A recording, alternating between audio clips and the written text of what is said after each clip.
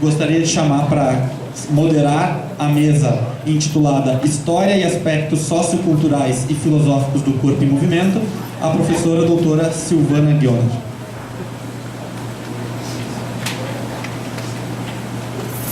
Boa tarde. Boa tarde a todos e a todas. Queria inicialmente agradecer o convite da direção do LAPEX e da organização do seminário para coordenar essa mesa.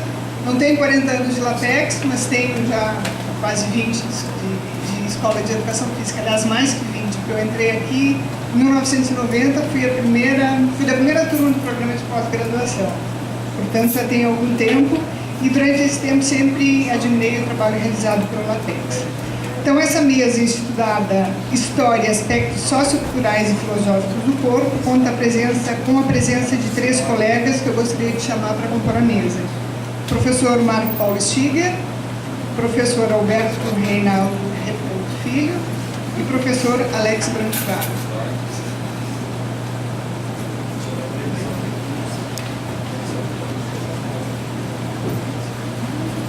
Então, também queria dizer que é uma honra moderar essa mesa com esses 3 colegas que em diferentes tempos e circunstâncias colaboram e colaboraram ainda, e continuam colaborando e inspirando também a minha própria formação e atuação aqui na escola. Então, queria registrar que reconheço o trabalho desenvolvido por todos vocês e vários outros colegas da Escola de Educação Física. Em particular, esses 3, porque eu estou coordenando a mesa que eles vão falar agora. Então, gostaria de iniciar convidando o professor Marcos Paulo Stiger. O tempo é de 15 minutos para cada um de vocês. O Rodrigo está com um cartãozinho vermelho e amarelo. Em 5 minutos, em 8 minutos, apresento o cartãozinho amarelo. Tem mais alguns minutinhos para concluir.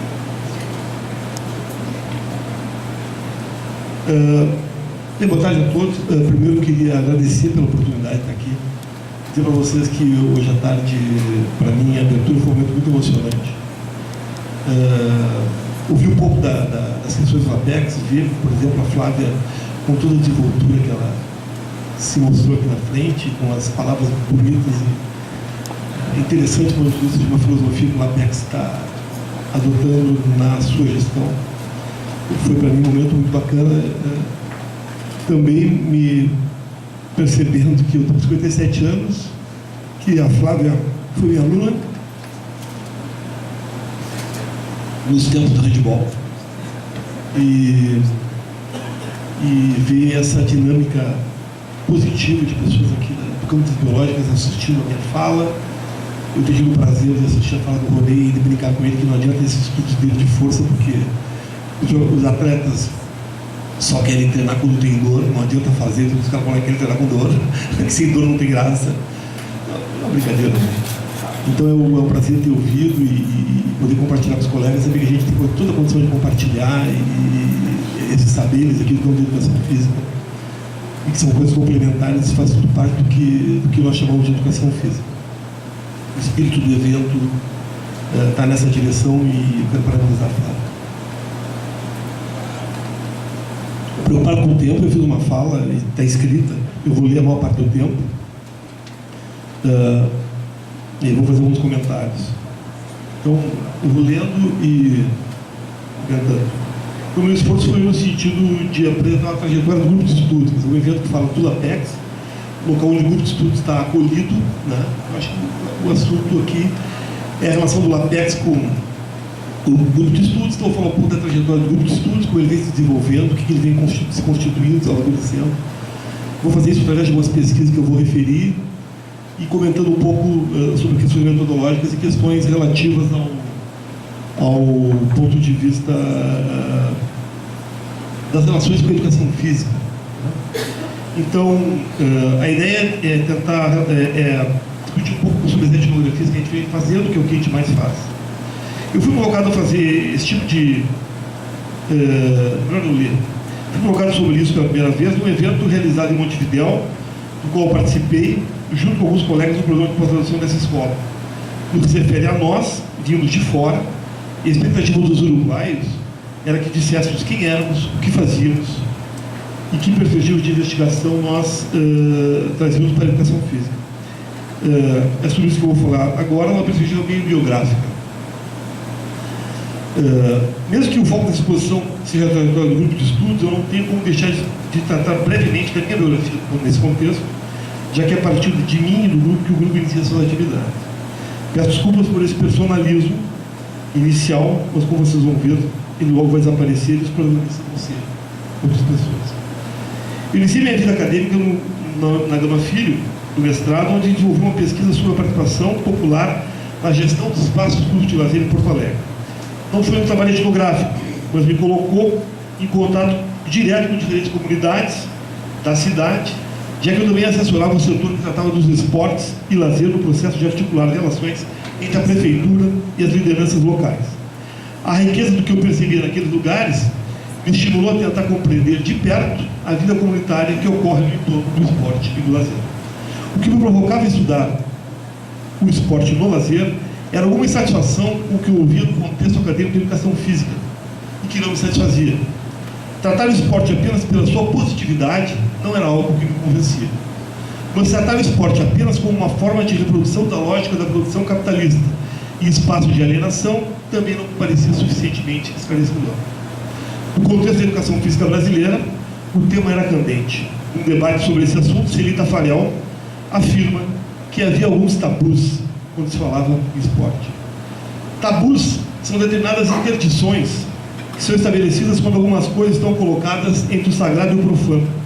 E nesse contexto, o tabu isola as coisas consideradas sagradas, exigindo que para que se possa ter acesso a elas, sem desacralizá-las, devamos nos abastecer de cuidados rituais, de comportamento diante do objeto. Não é difícil concordar que, em certo momento, havia determinadas interdições que colocavam o esporte entre as coisas sagradas. Colocar as virtudes do esporte em dúvida requeria cautela. Mas as críticas que se fez ao esporte também acabaram por se inserir no mundo sacralizado. Contrapor-se às críticas que fez ao esporte também exigia cuidados. Foi aí que, como uma ciência alternativa, a antropologia começou a me oferecer respostas. Com proposta de olhar de perto e de dentro e da busca da compreensão das dinâmicas sociais a partir de seus protagonistas, a antropologia viria a me oferecer elementos para compreender pessoas em interação no universo de lazer. Me estimulava a ideia de buscar compreender como as práticas esportivas ocorriam, não com base nos gabinetes dos pesquisadores, mas a partir da interação entre pessoas de carne e osso, no seu dia a dia, nas relações face a face e no seu cotidiano. Essa posição teórico-epistemológica, em muito se diferenciava do que se via naquele período no mundo acadêmico científico das áreas sociais da educação física brasileira, em se tratando de esporte. Muito se debatia sobre o tema, mas quase nada do que se dizia estava sustentado em trabalhos empíricos. Com isso, eu senti a necessidade de descer ao campo, coisa rara naquele momento. O meu primeiro trabalho etnográfico acabou sendo um exercício que veio a ser a minha tese de doutorado. O exercício do que veio a ser a minha tese de doutorado. Naquele momento, procurei discutir diferentes formas de apropriação do esporte no contexto do futebol de veteranos em Porto Alegre. Essa pequena experiência me levou à tese de doutorado, realizada na Universidade do Porto, em Portugal. Enquanto a posição de determinadas leituras que diriam que o esporte de lazer seria a mera reprodução da lógica do esporte de rendimento, me propus a compreender como se dariam as apropriações do esporte quando praticado no tempo livre. Em diálogo com diversos autores, busquei saber em que medida as interpretações desenvolvidas no contexto dos estudos contemporâneos acerca do esporte, via olhar das ciências sociais, encontrariam conciliação empírica com as características identificadas nos grupos que foram estudados. Desenvolvi o que poderia ser chamado de uma etnografia de inspiração clássica, no sentido de que, por um lado, se preocupava sistematicamente por entender aspectos compartilhados pelas pessoas e, por outro, buscava tratar esse grupo de uma forma quase isolada, de uma perspectiva totalizante, que Magnani chamaria de tentação de aldeia, que é encarar o objeto do estudo como uma unidade fechada e autocentrada. Dessa forma, nem os conflitos, nem as ambiguidades existentes nos universos estudados foram enfatizados. Também não foram estabelecidas as relações dos grupos e dos praticantes do esporte com outras dimensões e instituições do espaço urbano e com outras instâncias das vidas dos participantes. Mesmo acreditando que o que foi realizado naquela pesquisa foi o suficiente para oferecer respostas às minhas questões, Dali em diante, busquei articular os nossos estudos com outras dimensões da vida das pessoas, com as quais o esporte e o lazer se articulavam. Os primeiros trabalhos do grupo de pesquisa já ensaiaram movimentos nessa direção. Cissa Hexigel estudou um grupo de praticantes de hip hop, e por um período de um ano e meio. Acompanhou e observou os processos de aprendizagem dessa prática corporal, assim como as relações dos jovens com a cultura hip hop nas suas articulações com a vida da cidade. Silva Bauler se mobilizou por uma pergunta instigante ao ter contato com pessoas de uma comunidade pobre que havia sido deslocada de uma área de moradias precárias, com esgoto a céu aberto, para um conjunto de moradias populares, mas com casas de alvenaria e saneamento básico. Percebendo as queixas de umas pessoas, ela buscou saber as razões daquela insatisfação, já que as pessoas tinham ido para um lugar muito melhor. Entrevistando os que haviam sido deslocados e desenvolvendo uma etnografia entre os remanescentes, ela identificou que, naquele contexto, o futebol fazia rolar mais que uma bola. Isso foi o título do trabalho. Com base em elaborado trabalho de campo, ambos os estudos possibilitaram a continuidade de reflexões que eram feitas no contexto do GCF, as quais colocavam em dúvida determinadas posições críticas acerca do lazer, que de França chamaria de funcionalismo negativo. Segundo Cissa Hexigel, o envolvimento dos jovens com o hip-hop começava como uma atividade de lazer, para ganhar as gurias. Porém, na continuidade, o que acontecia era um importante envolvimento no movimento social do hip-hop, com toda a sua ideologia. De acordo com Silva Bauler, a vida do entorno do esporte comunitário era mais do que passar o tempo. As suas análises foram além das dificuldades das pessoas no que se refere ao lazer e mostraram uma intensa dinâmica social no entorno do futebol. Esses trabalhos e o que temos feito no GCF têm demonstrado que, mesmo que se ressalve que há uma dimensão conservadora e reprodutora nas práticas sociais do lazer, é possível afirmar que as práticas lúdicas não significam apenas conformismo e alienação, mas que essas atividades se incluem formas socialmente disponíveis de mapear o mundo e de encontrar o lugar dele. Mas se o avanço em direção ao contexto social da cidade já se ensaiava, e se os trabalhos realizados traziam elementos para um debate sobre o lazer que circulava na educação física brasileira, os universos estudados não foram ou foram pouco analisados a partir das suas relações de poder, dos conflitos e das ambiguidades internas dos universos estudados. Isso porque a noção de cultura compartilhada prevalecia, e os grupos sociais em estudo eram vistos fundamentalmente a partir da sua homogeneidade. Um trabalho que veio a seguir, esse aspecto acabou sendo tratado e avançamos. Influenciado pelos debates dos estudos culturais, e ao estudar gênero e sexualidade nas brincadeiras do recreio, Iliana Veretz procurou entender como eram atribuídos significados de gênero que atravessavam modos diferenciados de ser menino e menina num contexto particular, o recreio escolar. Com base nas suas análises, a autora identificou que no espaço de recreio e através dos jogos das brincadeiras, acontecia entre disputas e negociações uma aprendizagem não oficial e não intencional. Além de trazer à tona uma dimensão conflituosa e de constantes negociações que ocorriam naquele universo infantil, a qual deixava de homogeneizar as crianças em termos culturais, o trabalho de Iliana nos levou a refletir sobre a dimensão educativa que acontece fora da sala de aula. Na educação física brasileira, pela sua tradição, falar em lazer, cultura e educação era, uma parte das vezes, pensar na intervenção nesse universo. Para muitos autores, o ponto de partida é uma tomada de posição crítica em relação à realidade social, que é vista como injusta, consumista, reprodutora, não lúdica e pouco criativa. E são esses mesmos autores que encontram no animador cultural um profissional capaz de contribuir para a superação dessa mesma realidade, induzindo a realização de práticas de lazer consideradas críticas, criativas, reflexivas e libertárias. Assim, a ênfase tem sido escolhida para tratar dessas relações, acaba por atribuir apenas ao animador cultural um papel crítico e reflexivo, sem reconhecer que isso talvez já esteja acontecendo em complexos processos sociais e culturais do dia a dia, sobre o que conhecemos muito pouco. Ao retirar o protagonismo dos sujeitos e ao atribuí-lo aos animadores culturais, esquece-se que as atividades de lazer sempre educam e podem ser analisadas também nessa perspectiva. Esquece, enfim, que as intervenções desses educadores não acontecem num vazio cultural. Naquele universo, a autora compreendeu que se os jogos de que elas... O título Esporte, Homossexualidade e Amizade, o trabalho de Raquel da Silveira foi conduzido pelo objetivo de compreender como e por que mulheres se associam para praticar um esporte socialmente considerado masculino. Para alcançar esse objetivo, foi desenvolvida uma etnografia no contexto de um grupo de mulheres praticantes de futsal. Naquele universo, a autora percebeu que se os jogos de que elas participavam eram bastante sérios e voltados para a busca de resultados, os treinos eram pautados por brincadeiras e pelo divertimento, ora por lógicas seletivas vinculadas à performance das praticantes. Ter acesso ao time era algo que dependia do capital esportivo das jogadoras, mas não era esse o único critério para fazer parte do grupo. No que se refere à participação nas atividades desta quadra, um ponto destacou-se por uma certa ambiguidade. Apesar do grupo ser constituído em grande parte por mulheres homossexuais, as caminhoneiras, uma expressão para dizer mulheres masculinizadas, não eram aceitas. Ou seja, homossexualidade sim, mulheres masculinizadas não. Interessante também o fato de que elas praticavam o esporte dito masculino e o faziam pautadas por muita disputa, competitividade e virilidade, atributos socialmente atribuídos aos homens. Mas, ao mesmo tempo, muitas delas eram muito femininas, no que se refere às preocupações com o corpo. Isso se expressava nas roupas, nos acessórios e em tatuagens delicadas, inclusive nos esforços para esconder as marcas do jogo viril. Eu vou ter que seguir um pouquinho mais. Acredito que Raquel não caiu na armadilha de dizer que mulheres praticantes de futsal são isso ou aquilo numa perspectiva de homogeneidade.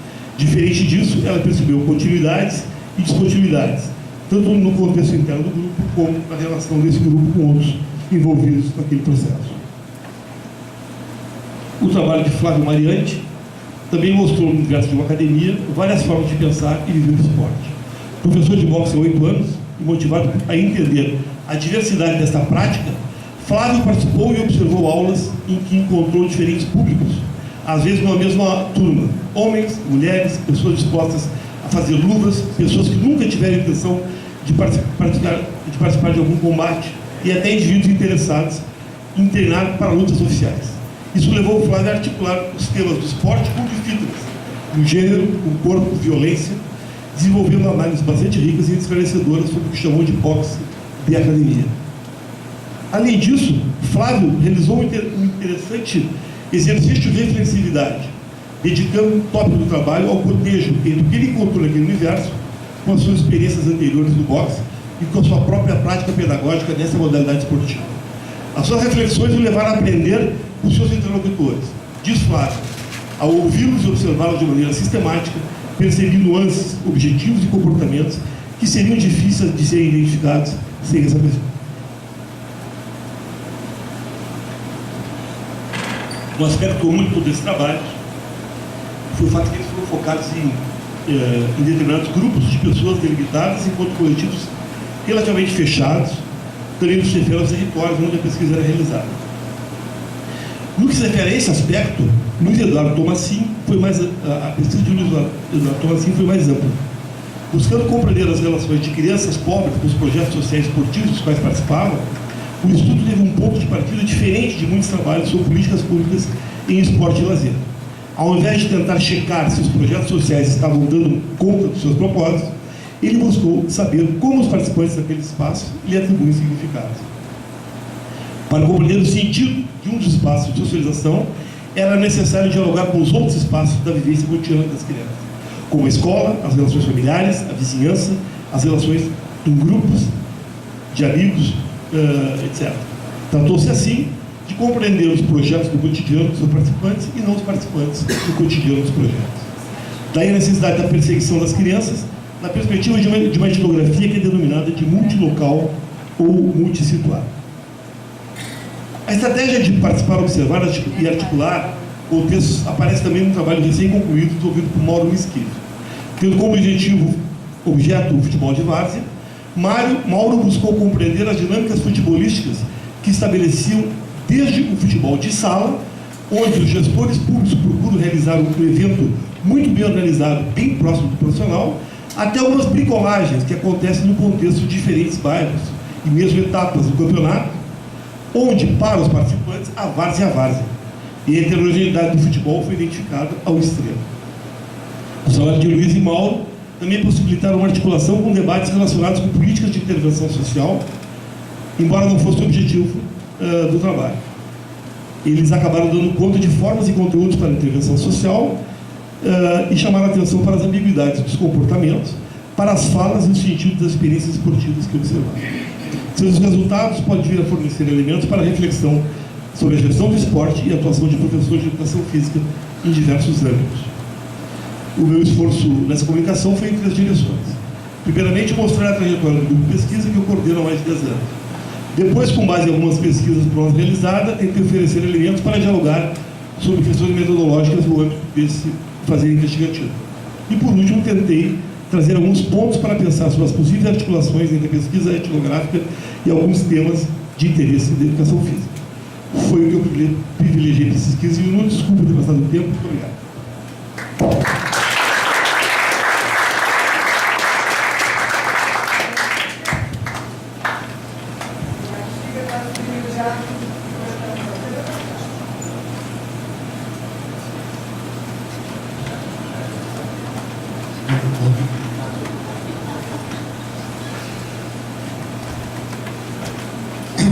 Bom, inicialmente também, primeiro cumprimentar o colega Flávio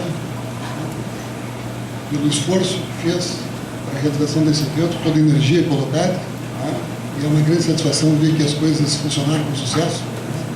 Eu acho que tu representas bem a trajetória toda do nosso laboratório, passaste por aqui, deixaste a tua história, e agora retornas como diretor. Cumprimentar também Flávio Tartaruga, junto contigo, nosso vice-diretor da PETS, a Dani, a equipe que te ajudou. Também a Silvana pela exposição do material oceânico, peço que transmitas lá. Cumprimentar especialmente o professor Bento, diretor da Escola de Educação de Esporte, Faculdade de Esporte, da Universidade de Porto, e os colegas de mesa também. Bom, cumprimentar o público, os colegas, professores, etc. Bom, pessoal, eu vou falar inicialmente, muito rapidamente, sobre esse projeto. E talvez seja importante primeiro situá-lo, de onde é que surge esse projeto do mapeamento do esporte de alto rendimento no Brasil. Bom, quando nós criamos aqui na Escola de Educação Física, em 2007, o Centro de Estudos Olímpicos, a ideia é que esse Centro de Estudos Olímpicos pudesse produzir conhecimento na área do esporte, não exclusivamente na área do esporte de alto rendimento, mas na área do esporte, que era uma demanda e uma necessidade da nossa escola já há muito tempo. Tenho vários professores que, ao longo da sua história aqui, manifestavam a preocupação de que era também necessário que nós tivéssemos pelo menos uma linha de investigação que focasse a questão do esporte. Então, ele surgiu um pouco com essa perspectiva, mas não só com a perspectiva de produção do conhecimento. Já era muito claro para nós, naquela época, e mesmo antes disso, que havia necessidade de transferência desse conhecimento para os treinadores e os atletas, principalmente. Estou falando aqui no caso do alto rendimento. Se nós situássemos no campo do esporte escolar, do esporte, dos projetos esportivos sociais, bom, transferir esse conhecimento para aqueles contextos.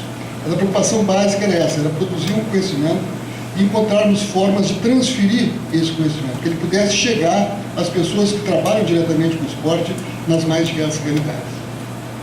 Bom, dentro disso a preocupação era então produzir esse conhecimento que fosse um conhecimento relevante. Ao longo desse caminho, nós fomos convidados algumas vezes, a nossa escola, para, junto com o Ministério do Esporte, trabalharmos em alguns projetos. Um projeto é o chamado Diagnóstico Nacional do Esporte, que ele é composto por um pool de universidades. Ele é liderado pela Universidade Federal da Bahia, a professora Celita Tafarel, que coordena esse projeto, mas ele é composto por várias outras universidades, 5 outras universidades, uma em cada região. Então, a URGS, aqui a nossa Escola de Educação Física, é aquela que representa esse pool de universidades na região sul do Brasil e tem a responsabilidade de trabalhar nessa perspectiva.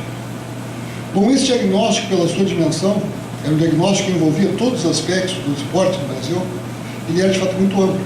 É muito difícil de se conseguir dar conta de algo tão amplo, assim, uma dimensão tão grande.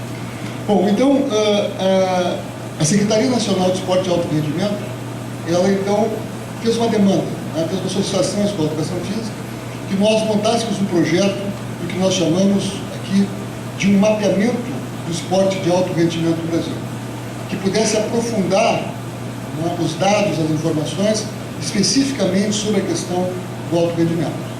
E essa era, até uma crítica que o meio acadêmico dirigia, e os gestores públicos também, o Ministério do Esporte. Mesmo antes de existir o Ministério do Esporte, o Brasil não detinha e continua não detendo dados para poder formular suas políticas. Então era necessário que nós tivéssemos dados confiáveis para que pudéssemos elaborar políticas de desenvolvimento do esporte no Brasil. Então, no nosso caso aqui, o esporte de alto rendimento. Os últimos dados que nós tínhamos mais sistematizados sobre isso eram o diagnóstico da educação física do esporte, feito pelo professor Lamartine Pereira da Costa, no final dos anos 60 e início dos anos 70, onde, vejam, tantos anos atrás, mas naquela época, por exemplo, o Brasil tinha 11 escolas de educação física. Hoje nós temos mais de 800 cursos de educação física no Brasil. Então, obviamente, tanto passado tanto tempo, não havia aqui no Rio Grande do Sul, havia só a escola de educação física da URGS. Então, vejam, dados completamente defasados, muito tempo atrás. E mais recentemente nós tivemos 2 estudos por solicitação do Ministério do Esporte, que eram 2 estudos feitos pelo IBGE, que tratavam de vários aspectos do esporte nos municípios e nos estados. O IBGE elaborou uma metodologia para isso, mas houve um problema sério que foi identificado pelo próprio IBGE e depois pelas pessoas que estavam acompanhando ou preocupadas com a questão da produção de dados no Brasil. É que as informações fornecidas elas não eram confiáveis. Os instrumentos foram encaminhados para pessoas que trabalhavam nas prefeituras do grande estado e, obviamente, aí houve uma série de distorções, pelas informações não eram informações que nós pudéssemos confiar. Bom, então surgiu a necessidade de elaborar um novo mapeamento, esse sim em mais profundidade, e que pudesse, então, produzir dados confiáveis. Então, esse mapeamento, ele surge justamente daí, de uma demanda para que o Ministério possa depois formular políticas. Ele faz parte de um projeto dessas informações, mas não para os Jogos Olímpicos de 2016. Não é esse o objetivo. Na verdade, é um projeto de 4 anos, que somente ficará pronto um pouquinho antes dos Jogos Olímpicos de 2016. Na verdade, ele tem por ideia planejar o futuro do esporte brasileiro, e ele se caracteriza muito mais como um legado dos Jogos Olímpicos do que como uma consequência do Brasil estar sediando os Jogos Olímpicos. Isso se ligará para as futuras gerações do esporte brasileiro. Bom, então é dentro dessa perspectiva que nós começamos a trabalhar. Então nós montamos um projeto.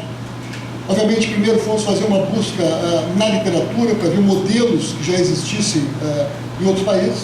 Existem países onde há modelos já mais elaborados. E nós encontramos um modelo desenvolvido por um grupo, o nome ficou chamado de SPLIS, que é um conjunto, um pool de universidades europeias, na Holanda, na Bélgica e no Reino Unido, na Inglaterra. Eles montaram um instrumento para tentar identificar quais seriam os fatores, quais são os fatores determinantes para que um país atinja os resultados esportivos internacionais. Então a preocupação é essa, é procurar identificar quais eram esses fatores, e aí, então poder trabalhar em cima desses fatores para que o Brasil pudesse atingir resultados satisfatórios também. Bom, esse estudo foi elaborado, então, há uma metodologia para isso, ele é baseado fundamentalmente em entrevistas e questionários com atletas, treinadores, e o que eles chamam de o diretor de performance, que são aquelas pessoas que trabalham, que coordenam toda uma preparação das equipes de alto rendimento desses países. Bom, com base nisso foi elaborado um estudo que pegou 6 países para testar essa metodologia. Ela não é exatamente a metodologia que nós precisamos, a nossa é diferente disso, nós temos clareza disso, mas nós procuramos adotar algumas dimensões, alguns itens que são considerados como relevantes para o desempenho de alto rendimento. E nós estamos trabalhando em cima disso. Bom, esse projeto, ele conta nesse momento com 11 professores aqui da Escola de Educação Física. Nós pegamos praticamente todo o grupo que trabalha na área do esporte, e esse grupo está trabalhando no que nesse primeiro momento? Na montagem da metodologia desse mapeamento. A primeira preocupação é construir uma metodologia que dê conta daquilo que nós precisamos. Então, há 11 professores trabalhando, dividido pelas dimensões que eu vou mostrar para vocês aqui depois. Bom, então a primeira meta é construir uma metodologia. Isso exige toda a definição de um conjunto de instrumentos, construção do conjunto de instrumentos. Então a pesquisa vai ter uma parte, por exemplo, que é a análise de documentos, Então, nós temos que desenvolver toda uma metodologia, como é que nós vamos trabalhar com essa questão dos documentos. Ela vai envolver uma parte quantitativa, com questionários que serão aplicados também a treinadores, gestores, árbitros, etc. Tá? E é uma parte toda de entrevistas, para aprofundar alguns dos aspectos que nós pretendemos trabalhar ali. Bom, para cada uma delas exige uma questão estatística, obviamente para essa parte quantitativa, uma abordagem que possa nos permitir uma amostragem representativa daquilo que nós queremos.